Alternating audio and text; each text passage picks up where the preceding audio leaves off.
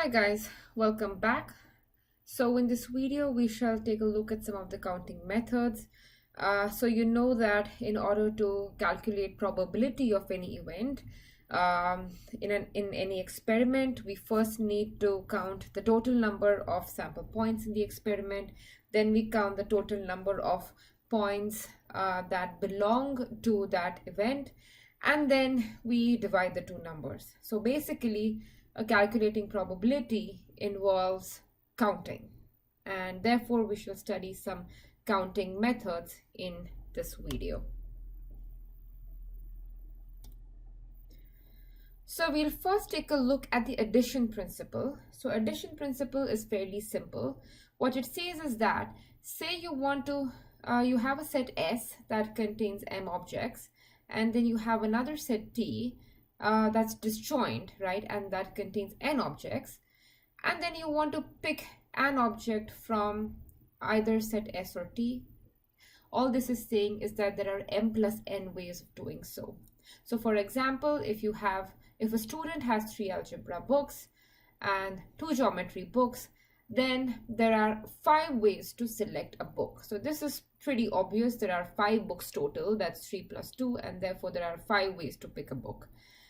Of course, this extends to more than just 2 sets. So if we also have additionally 5 calculus books, then there would be 3 plus 2 plus 5. That's 10 ways to pick a book from this entire set. So next we look at the multiplication principle. So this is slightly more complex. So what we're doing here is, again, say we're picking 2 books now. So we're picking an algebra book and then we're picking a geometry book. Okay, how many ways are there how many possibilities are there in this selection, right? So first we pick an algebra book. So here you see I've listed out all of the possibilities, right? So these are all of the pairs, right? Because we're picking 2 books. So all of these pairs are possible, and there are 6 such possibilities: A1, G1, A2, G2, and so on till A3, G2, right? Of course, every time we cannot list out all of these combinations. It can, as the number of books keep increasing, these combinations will keep increasing exponentially. And that's why this multiplication rule will help us out in counting these kind of outcomes, okay?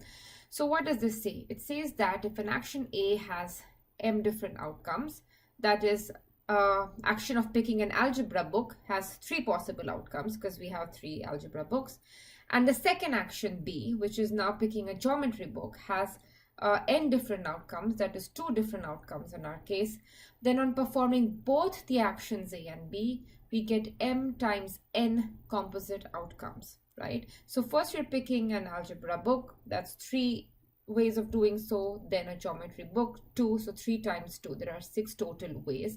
And if you count these pairs, right, you'll see that we have 6 such pairs. So therefore this calculation, this formula makes sense. So you can extend this formula to, again, more than 2 actions. So here we have 3 algebra, 2 geometry, 5 calculus books, right? So we're picking 3 books. So there's 3 times 2.5 times 5 ways of picking an algebra, geometry, and a calculus book, okay?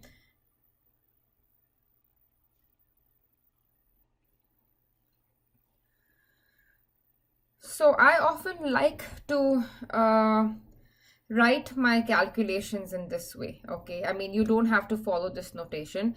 So we're picking 2 books, right? Say we're picking only algebra and geometry books. We're picking 2 books. So I'm going to draw a line here, and I'm going to draw a line here. And so there are 3 ways of picking an algebra book, 2 ways of picking a geometry book, 3 times 2, that is 6 total ways. So this is how I like to write these calculations. So that's the multiplication rule. So here is an example. So you're conducting an experiment where you're tossing a pair of dice and observing the numbers on the upper faces. So remember, if you roll a dice, you can observe numbers from 1 through 6. We're rolling 2 dice and you're seeing what numbers do you get, right? So again, it's possible that for the first die you have 1, second die you have 2, or first die you have 1, second die you have 3, and so on and so forth. So you have all of these ordered pairs, right, that you're looking at. So the easiest way to do this, to calculate the total number of possibilities or pairs, is using the multiplication rule. So again, you're rolling 2 dice. This is 1 dash and 2 dash. For the first dice, there are 6 possible outcomes, and for the second dice, there are 6 possible outcomes. That is total 36 possible outcomes.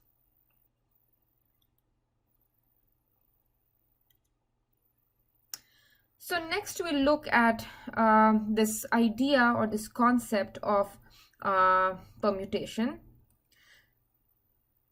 So first we'll see what is a factorial. Okay, so factorial is denoted by the exclamation point. So n factorial, n's are positive or non-negative integers. So n factorial is n times n minus 1 times n minus 2, and you keep on multiplying all the way back till you hit 1. So for example, 5 factorial is, right, so n is equal to 5. So 5 times 4 times 3 times 2 times 1. So you go all the way back to 1. 0 factorial is denoted as 1, or is defined as 1. Now let's see what is a permutation. Okay, so a linear permutation, so the word linear is important because there is also this idea of a circular permutation, which we shall not get into here. So a linear R permutation of a set that contains n different objects means an ordered arrangement of R of the n objects in a row. So suppose, so let's see. Okay, so suppose we have 3 people, right? So there is Sam, there is Nancy, and there's Adam. A for Adam. We have 3 people row, and we are picking, so that's n is equal to 3, and I want to look at all possible ordered arrangements of 2 people. So R is equal to 2. So I'm arranging 2 out of these 3 people. So let's see. Okay, so I can have Sam, Nancy, and since we are arranging, then there'll be like Nancy, Sam as well. Or you can pick Sam and Adam, then Adam and Sam is another arrangement. So remember, this is an arrangement, so the order matters, right? Then what do we have? So that's Sam, Nancy, Sam, Adam, then there is Nancy, Adam, and Adam, Nancy. So these are, I think I have all of the possible arrangements down. Let's see, do I have all of the arrangements? So I'm picking 2 out of 3 people and arranging them. So I have picked Sam, Nancy, Sam, Adam, Nancy, Adam. Yeah, I think this is all of the possible arrangements. But you can see how counting all of these arrangements can get tricky, right? So what did we do here? So this is, we had 3 people and we're looking at all possible arrangements of these, of 2 out of 3 people, and that is denoted by NPR. So the number of these arrangements, in this case we had 6 arrangements, right? So NPR, so in this case 3P2 is equal to 6, right? Because we have 6 possible ways of arranging 2 out of 3 people. So like I said, it's a bit painful to calculate this every time. So there is a formula for counting this number, right? So this NPR is a number of such ordered arrangements, and the formula is given as this, okay? So according to this formula, right, NPR So let's see.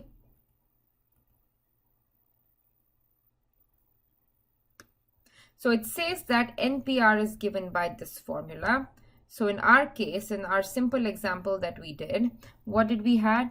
We have 3n2, that's n is 3 and r is 2, is equal to 3 times 2 times, and let's see. So the last term, you're going to multiply all the terms all the way back to n minus r plus 1. So let's write this first.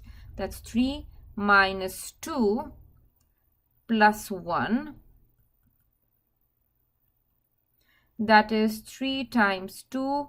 No, we don't know if 2 is, let's see.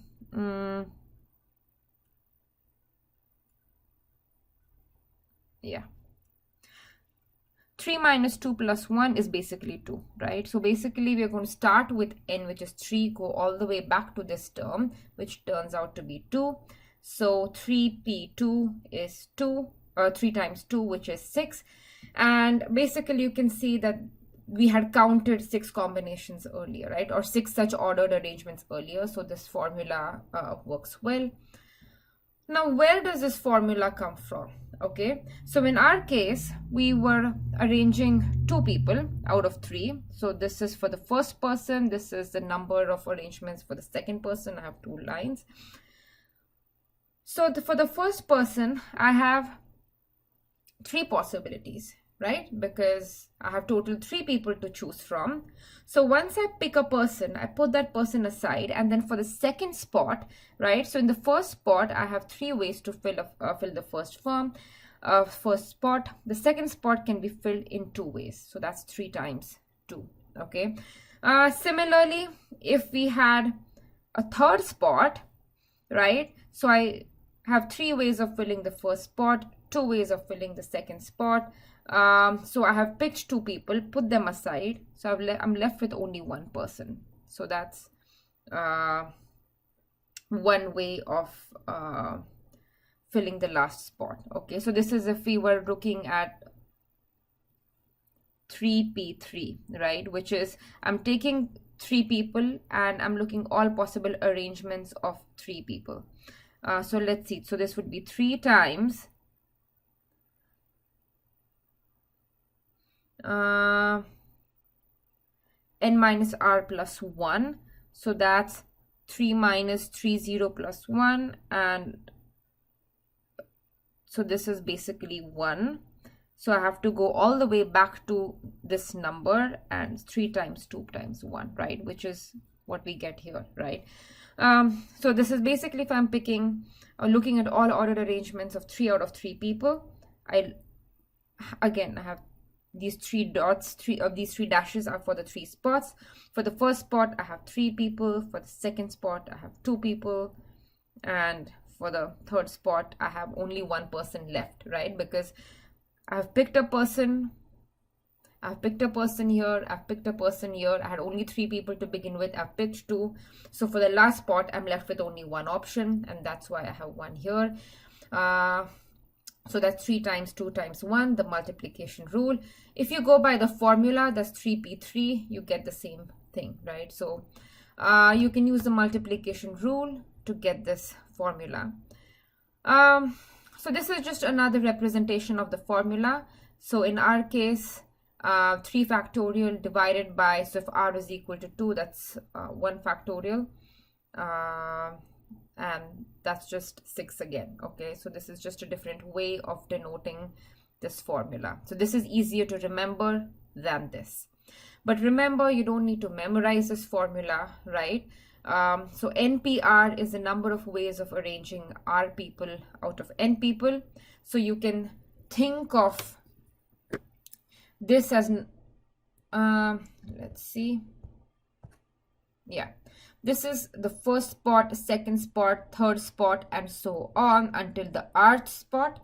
The first spot, you have n ways to fill it because you have n people. The second spot, you have already picked a person here in the first spot. You put that person aside. So the second spot can be filled in n minus 1 ways. The third spot, n minus 2 ways, and so on. Until you reach this rth spot, you have already selected r minus 1 people, so you've put them aside. So you have these many people to pick up, to select, okay? So that's about permutation. Again, permutation is an ordered arrangement. Order matters, right? So here is an example. There's an assembly operation in a manufacturing plant that has 4 steps that can be performed in any sequence. If the manufacturer wishes to compare the assembly time for each of the sequences, how many different sequences will be involved? So a sequence involves 4 steps, and how many such different sequences are possible? So basically we have 4 objects and we're picking 4 out of 4. We're arranging 4 out of 4 objects, right? So that is going to be 4p4. That's 4 factorial divided by 0 factorial. Remember, 0 factorial is 1, and therefore this is 24.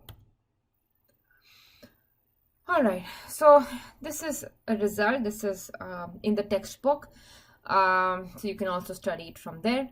So what does this say? So this says that the number of ways of partitioning n distinct objects into k distinct groups containing n1, n2, and so on up to nk objects respectively, that is, group 1 has n1 objects, group 2 has n2 objects, and so on, and the kth group has nk objects, where each object appears in exactly one group, and sum of all of these ni's is n, right?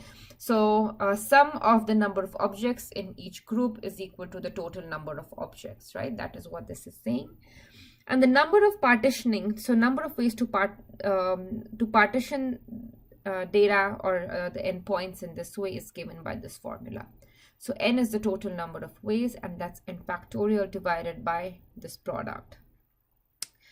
All right, so what exactly is going on here? Okay, so what this is saying, okay, so n is the number of distinct arrangements of n objects in a row for a case in which rearrangement of the objects within a group does not count. So let's look at an example to make to get this understand this more clearly. So we're looking at letters from A to D, that's A, B, C, D, and we're arranging them into 2 groups, where group 1 has 2 objects and group 2 has 2 objects, okay? So basically this is one possibility. So again, see, we are arranging the n objects, that's n is equal to 4. So we are arranging the 4 letters in a row for a case in which rearrangement of the objects within a group does not count. So let's see. So I have 2 groups here.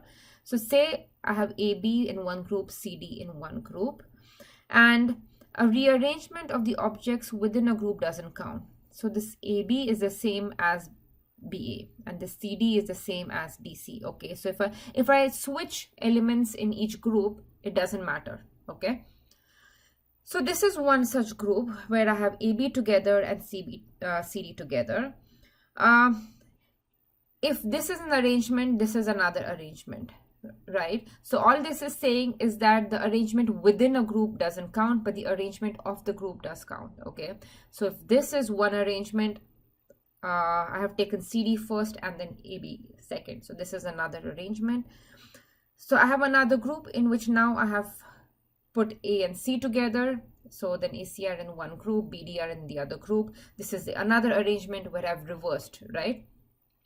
And then I've picked AD together in one group and BC, and then again I've flipped the order of these groups. So the n here, right, the total number of ways of partitioning these 4 letters into 2 groups such that group 1 has 2 elements, group 2 has 2 elements is 6. 1, 2, 3, 4, 5, 6, right? This is what we are counting. And just to see whether the formula works, right? Formula is n factorial divided by, so k is 2, right here. So n1 times n2 factorial. So n1 factorial, n factorial, that's 4 factorial times 2 factorial, 2 factorial, and this is going to be 6, okay? So you can see that this kind of an arrangement is definitely even more complicated than the permutations, right? So again, the key thing is order of the groups matter. Like this group is different from this. This arrangement is different from this arrangement, but order of the elements within the group is not important, or it doesn't count. So let's see how can we prove this. Okay, so the proof is also given in the book, but I'll try to explain it through this example. Okay, so we are going to try and show that n factorial is equal to n times this denominator. Okay, that is what we're going to try and show. So in our example, n was 4, right? And n1 and n2 is 2 each, right? So 4 factorial, which is the same as 4p4, is basically the total number of ways of rearranging all of the letters, right? I have these 4 letters, and what are the total number of ways of rearranging all of these letters? Forget the groups stuff that I mentioned earlier, right? So that is 4p4, which is 4 factorial. So this will involve all of these combinations and many more, right? Because in these combinations, so here AB is the same as BA, but in this particular rearrangement, right, AB and BA will count towards 2 different arrangements, right? So this 4 factorial is a total way of rearranging all of the letters. Now let's come to these groups, right? So I have this group. In this group,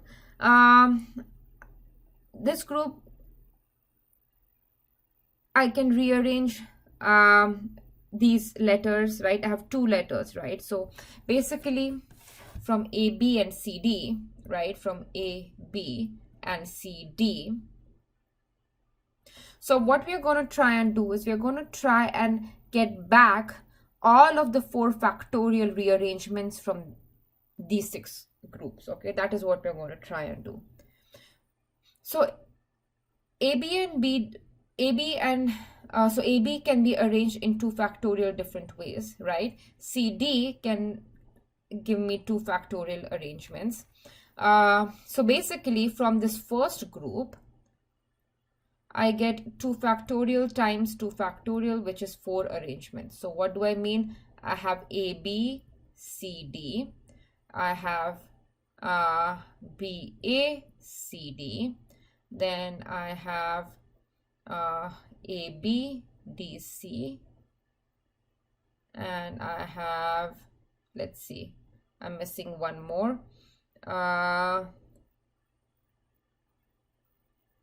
BA and DC. Yeah.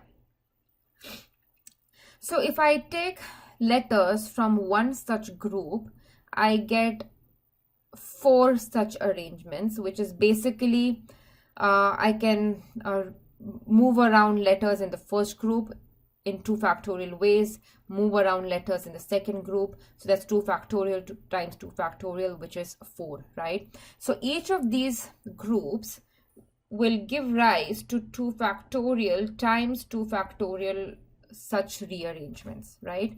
So now to get this 4 factorial rearranged, so to get all of the rearrangements back, I just have to add, right? So this will also similarly give rise to 2 factorial times 2 factorial rearrangements. So each of these groups give rise to 4, which is 2 factorial times 2 factorial groups.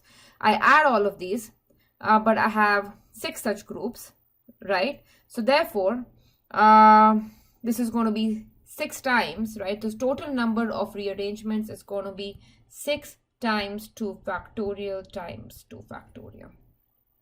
So total number, but 6 was the total number of groups possible, right? That's total number of rearrangements is 6 times 2 factorial times 2 factorial. So therefore, so 6 is the total number of groups possible. So that's n. You rearrange the terms and you get this formula, okay?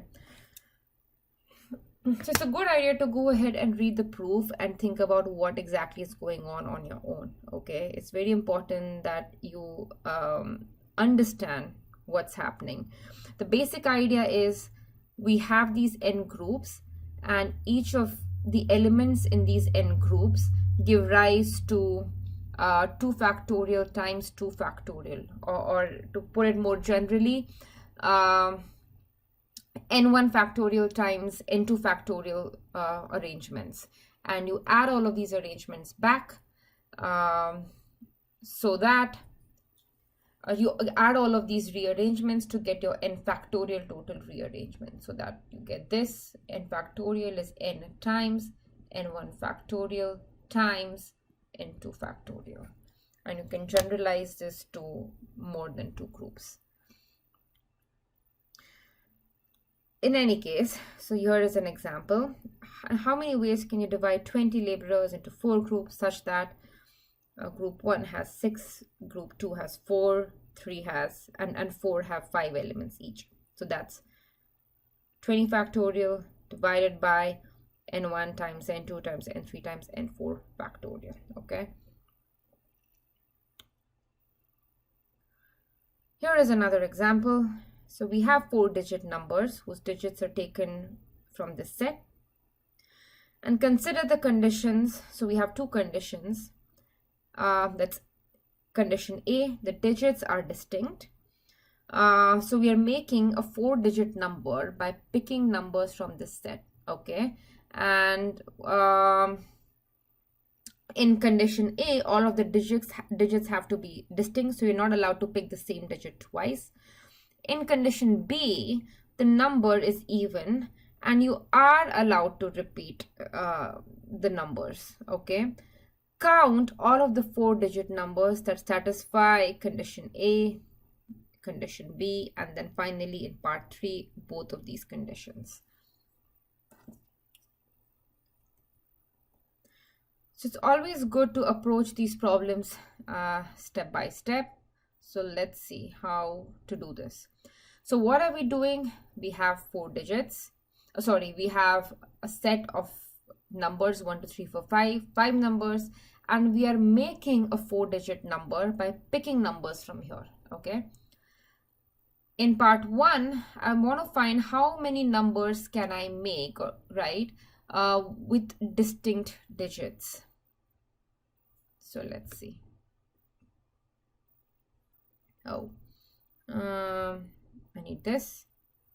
I need this. Yeah. Okay. So we're making a 4-digit number. So 1, 2, 3, 4. I have 4 lines here. For the first digit of this number, I can pick from any of the 5 numbers, right? I have 5 options. So I have picked this first digit. Then remember, in condition A, the digits have to be distinct, right? So suppose I pick a number, I have put it aside. Then for the second spot, I have 4 options left, right? Because I've picked a number. For the third spot, I have picked the first 2 options. Therefore, I have only 3 options left. And similarly, for the last spot, I have 2 options left. So the number of distinct digits, you multiply all of these. So 5 times 4 times 3 times 2. No harm in multiplying by 1 because that doesn't change anything. This is basically 5 factorial. So that's part A, right? 5 times 4 times 3 times 2 times 1. You can also think of it this way. You have 5 numbers out of which you're looking at ordered arrangements of 4 numbers. So 5p4. That's another way of looking at this problem, right? So let's see. Now part 2. Condition B is satisfied. What is condition B? I want to see how many numbers can I form.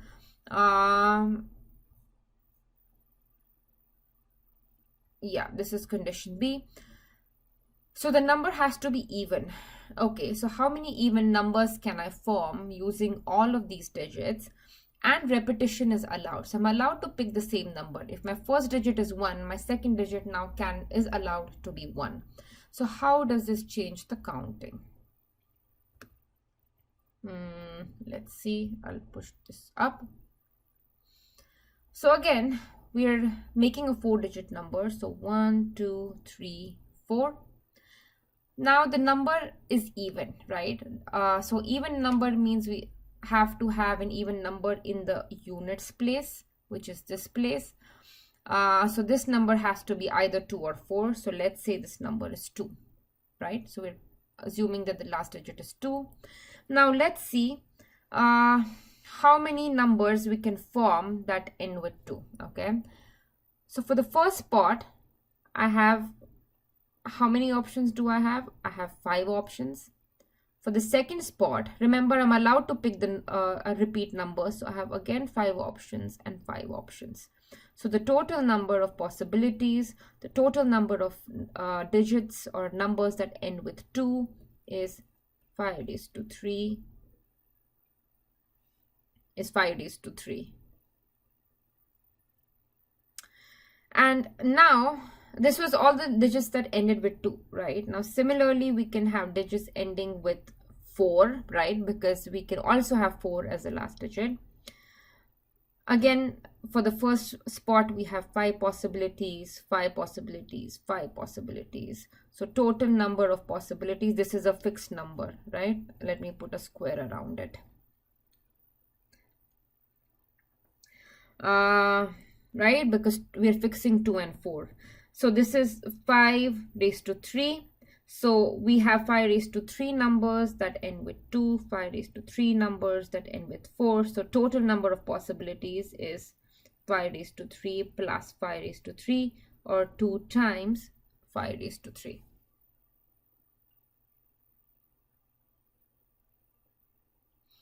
And now for part 3, so part 3 is basically digits are distinct and the number is even, okay? So now we have to see how many even numbers can we pick that have all distinct digits in it.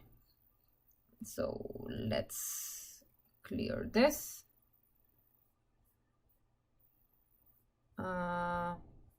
Oops.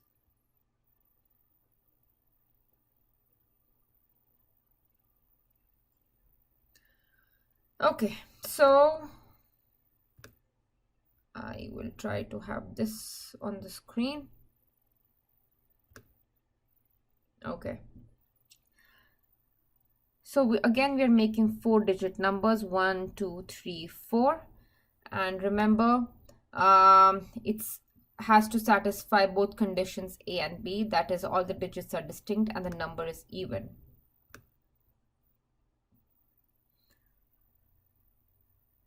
So suppose we have 2 here, we fix, right? So I have total 5 numbers, out of which I have fixed 2. And now I cannot repeat digits, so I have only 1, 2, 3, 4 options to choose from. So for the first spot, I have 4 options to choose from. For the second spot, I have 3, right? Because now I cannot pick this number and I cannot pick 2 still. Then I have 2 options to choose from. So, or you can think of it this way, that there are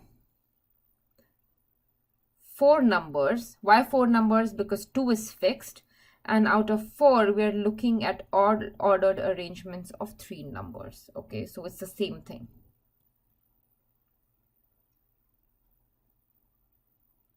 So 2 was fixed here. You can do the same thing with 4 fixed here. Again, if you fix the last digit to be 4, then you have 4, 3, and 2 options. So which is basically the same as 4p3. This is again, so the total number of possibilities is 4p3 plus 4p3, which is 2 times 4p3. Okay, and you have this here as well. So I have told you there are 2 ways you can think of choosing this as 4 times 3 times 2, or you can think of it as you have 4 digits and you're looking at all ordered arrangements of 3 digits, right? So just as a quick review, 4p3 is 4 factorial divided by 3 factorial, sorry, 1 factorial, right, which is 4 times 3 times 2 times 1, right, which is what we get here also, right? 4 times 3 times 2, you multiply by 1, nothing changes. So this product is equal to 4p3. All right, that is all for, I think this is all that we have for this video. I will see you in the next one. Thank you.